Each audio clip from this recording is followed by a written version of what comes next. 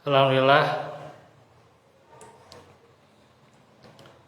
hamdan katsiran thayyiban mubarakan fi kama yuhibbu rabbuna wa yarda. Asyhadu an la ilaha illallah wahdahu la syarikalah wa asyhadu anna Muhammadan abduhu wa rasuluh alladzi la nabiyya ba'da. Alhamdulillah wa syukru billah. Alhamdulillah kita kembali bertemu dalam majelis ilmu, dalam menuntut ilmu. Kembali kita lanjutkan lagi pelajaran bagaimana seorang mukmin menebar cahaya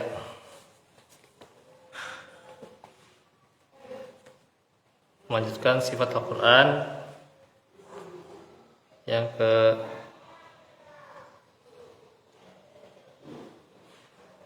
11 yaitu ayat-ayat Al-Quran jelas dan bacaan berbahasa Arab ya. Di Arab sini. Itu pernah di Arab kan.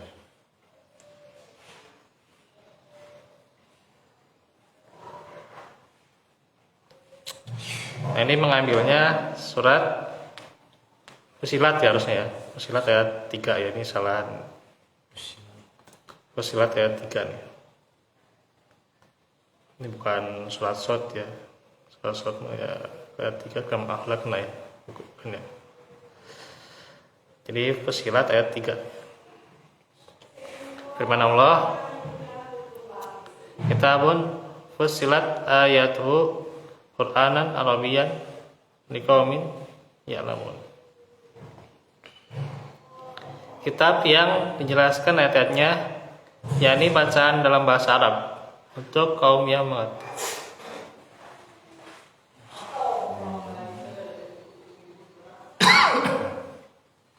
Yaitu disebutkan dalam tafsir Al-Muyassar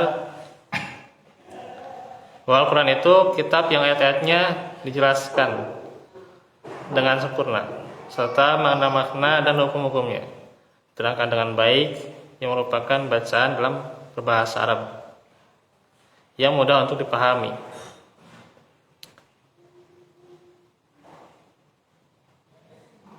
Tentunya untuk orang yang mengetahui, untuk orang yang belajar ya. Bahasa Arabnya. Tapi orang Arab itu tidak bisa menandingi bahasa-bahasa Arab.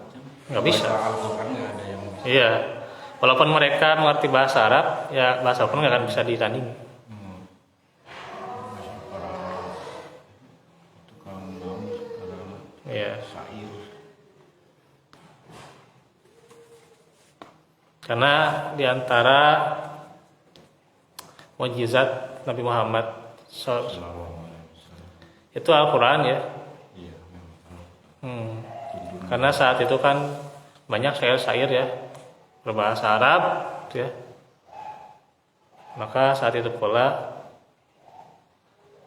sebagai mukjizat pula ya, Al-Quran juga sebagai petunjuk mengalahkan syair-syair itu.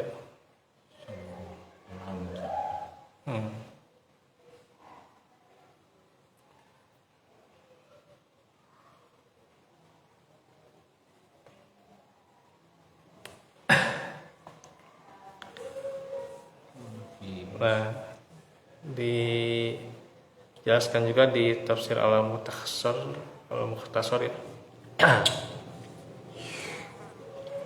Itu kitab yang ayat-ayatnya dijelaskan penjelasan yang paling jelas dan sempurna berbahasa Arab ya, baik orang-orang yang mengetahui, karena mereka adalah orang-orang yang mengambil manfaat dari maknanya dan kandungannya yang merupakan petunjuk menuju kebenaran.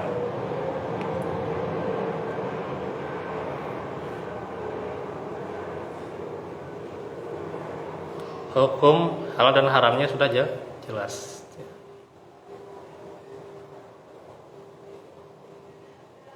Dan Al-Quran itu berbahasa Arab, ya. Lafaz dan susunannya itu merupakan pengingat dan hujah bagi mereka, yaitu yang mengetahui di balik kekuasaan Allah, ya.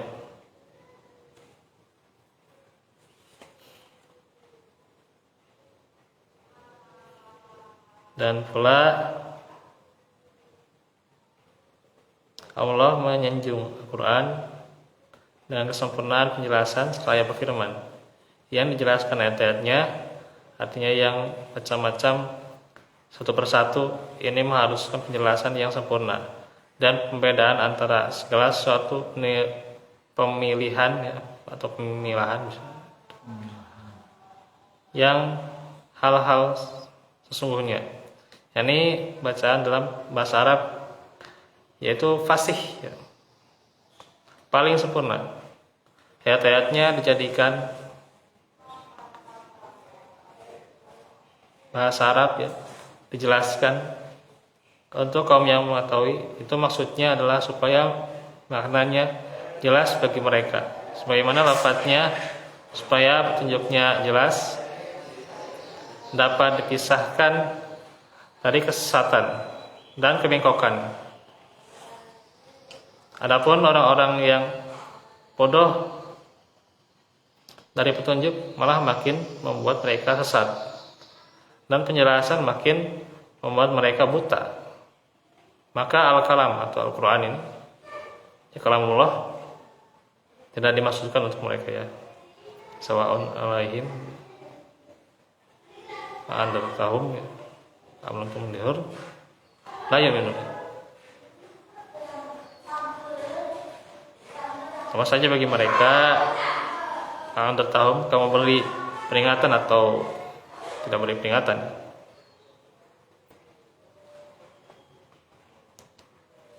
mereka tidak akan beriman. Surah Al-Baqarah ayat ke-6.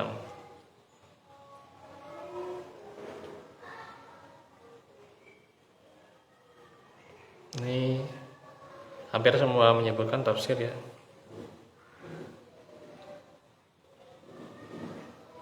Jelasannya sama, As-Sa'di maupun Hidayatul Insan, karena memang itu serupa, ya. Itu inti penjelasannya, ya. Dan kemarin juga saya menjelaskan di Muhajirin, di mana tentunya ketika seorang muslim benar-benar memahami Al-Quran, meresapi Al-Quran, bahwa Al-Quran itu hujah yang nyata, maka tidak ada penjelasan yang hebat, tidak ada narasi yang hebat, tidak ada tentunya gambaran yang hebat, atau pemaparan yang hebat, dan juga retorika, ya, kecuali Al-Quran. Al-Quran itu dari segi bahasanya saja luar biasa, tuh, ya. Beda dengan bahasa Arab yang pada umumnya, ya, itu yang mereka pelajari. Beda dengan bahasa Al-Quran, ya, gitu.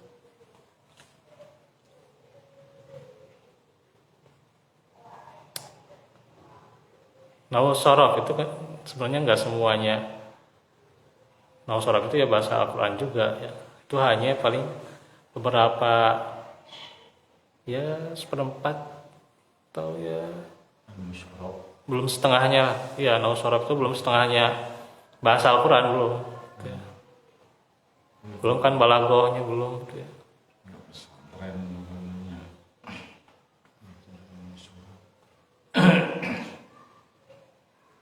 Belum juga tentunya dipelajari bahasa yang lainnya, kan sudah dijelaskan dulu mungkin ya. Sehingga tentunya inilah bagaimana keindahan Al-Quran sulit ditandingi ya. Tidak ada penjelasan retorika yang hebat dibandingkan Al-Quran ya. Iya, firman Allah gitu. Kalau antum ingin mengerti seseorang, nah tentunya ketika kita memahami Al-Quran ya, dan Al-Quran menjelaskan tentang bagaimana psikologi yang hebat, itu psikologi Al-Quran ya. Al-Quran berjalan kan yang nabinya kan Iya. dia nggak tahu, nggak bisa baca, nggak bisa tulis. Iya, Kita bener ummiyin nabinya. iya betul. Nah, hadihina kan fatal nah. Yang cerdas. Ya, itu adalah Yang mungkin itu yang menerapkannya Nabi Muhammad. yang supaya nggak ada si rekayasa kanjeng Nabi, Iya. mungkin anggapannya kan Iya. itu sihir atau Betul. syair. Yang ke situ ya tujuannya ya. Iya.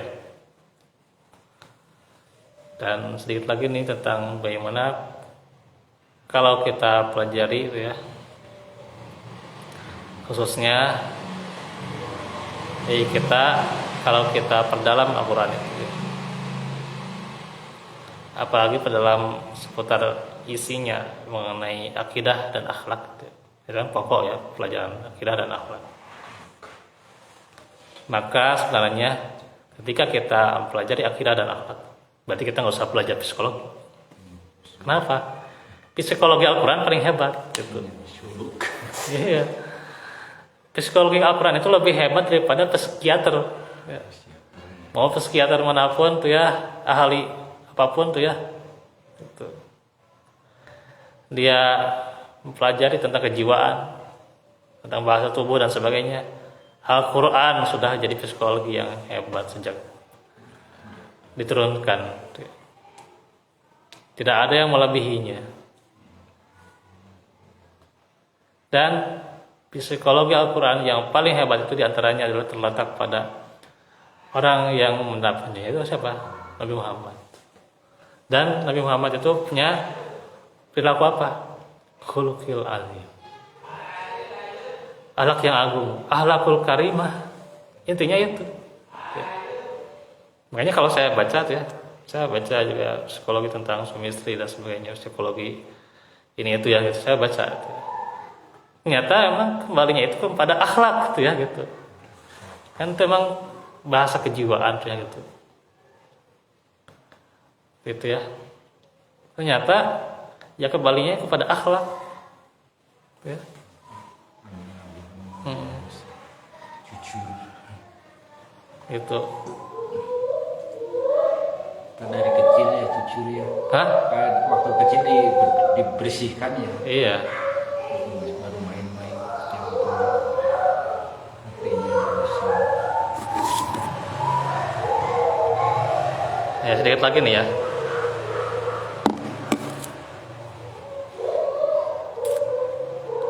Sebuah riset tuh ya, pembuktian tuh ya, penelitian. Kita lihat dari hadis-hadis tuh ya, bahwa tuh ya, ketika kita mempelajari hadis-hadis, mungkin bahasa sekarang psikologi dan sebagainya itu ya. Ya ini kalau dipelajari secara sensitif ya bilang sensitif, ya bilang juga perlu ya memang perlu gitu. Bagi kita tentunya sebagai pemimpin ya, gitu. Tapi sebenarnya cukup saja lihat pada Nabi. Apakah Nabi belajar psikologi atau dan sebagainya? Ya, apakah Nabi dikatakan kurang peka? Waliyadzubillah.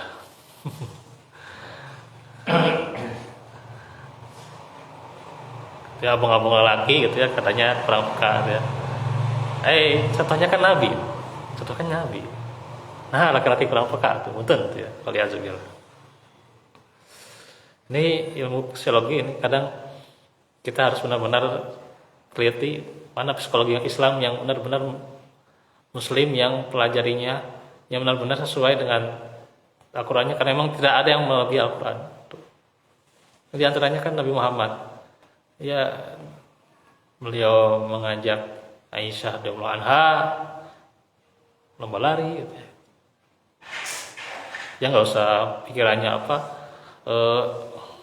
harus kayak duniawi itu ya, jalan-jalan kemana gitu ya, kalau jalan-jalan harus ada makanan gitu ya. kalau nggak ada makanan ya kayaknya hambar, dan ada apa perbincangan yang manis dan sebagainya, jadi nilainya duniawi gitu ya. Enggak, Nabi Muhammad itu paling peka justru pada istrinya. Nabi Muhammad apa? Seorang laki-laki, pasti ya Nabi ya laki-laki gitu. Coba punten ya yang mempelajari hal seperti itu ya. Jadi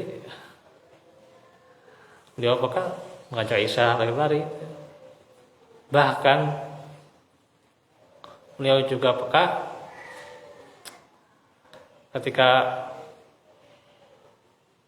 banyak sebenarnya ceritanya itu ya.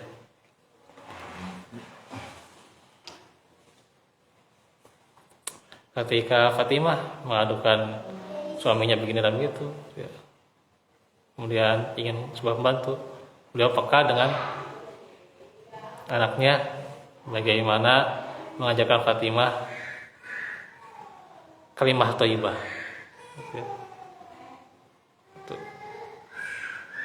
Kalau orang bilang tapi ya diajarkan kalimah thayyibah. Tapi apa kalimah thayyibah itu sangat besar ganjarannya gitu ya. Bahkan bisa menandingi orang-orang yang kaya kalimah thayyibah itu. Apa di antaranya? Al-Quran. Kalimah thayyibah itu yang paling terbaik Al-Quran. Jadi nggak ada yang melebihi psikologi Al-Quran atau pemaparan Al-Quran. Ya, nggak ada. Nah, ini ya. Ini pelajaran berharga, tentunya pelajaran yang sangat jarang untuk disampaikan tuh ya. Nah ini tentunya